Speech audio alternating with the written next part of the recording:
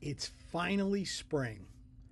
That means that the temperature is going to start getting warmer, the days are going to get longer, and I might even get to go out and play a little golf at some point. Spring is also a time that many people do spring cleaning. As we've taken the dogs out for their evening walks, we've noticed that there are piles of leaves and yard waste piled on people's sidewalks just waiting for pickup. There's also a lot of people that seem to be putting out furniture, rocking chairs, couches, stuff that you can't even tell what it is because it's so old and kind of broken down and pretty much destroyed. But you can tell that people are cleaning out their houses. They're cleaning out their garages, their basements, their living rooms, their dining rooms, their kitchen. They're doing all sorts of spring cleaning. After all, that's how it got its name. A lot of people look at the spring as a time of rebirth and rejuvenation and a time to kind of get things in order, getting ready for the summer. It's not just a time to do physical cleaning. It's a great time to clean up what's going on in your world, in your life, whether it's professionally or personally. There's nothing better than a good spring cleaning, a good do-over, a good new start. For example, we're a quarter of the way through the year. 3 months have passed, and we're into the second quarter of 2025. Perhaps there were things that you set out to do in January that you just haven't accomplished. Maybe it's losing weight, going to the gym more often, or making a change in your professional life. Whatever it is, sometimes we get sidetracked as we're on the road to those goals.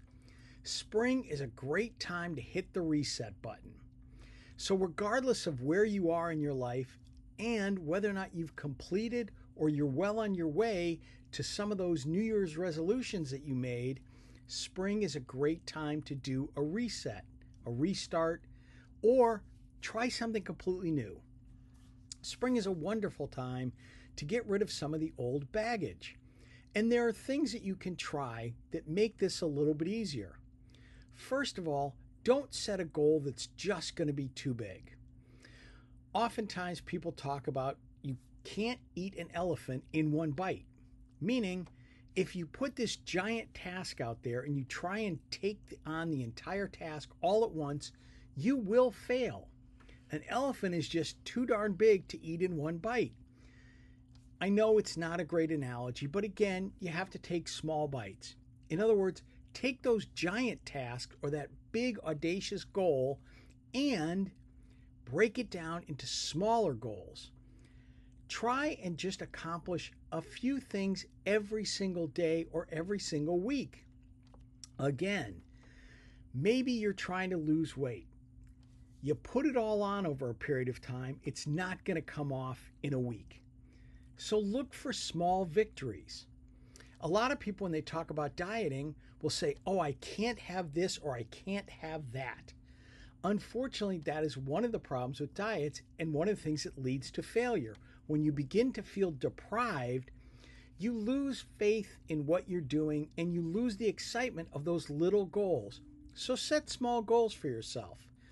Try and make just one or two very simple changes that over time will lead to a big change. At work, same thing.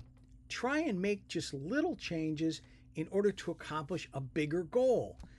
This spring is a time to again reset and get a new start. This is Ken Abrams from Fun Enterprises with another Tuesday at 10 video blog. Have a great week.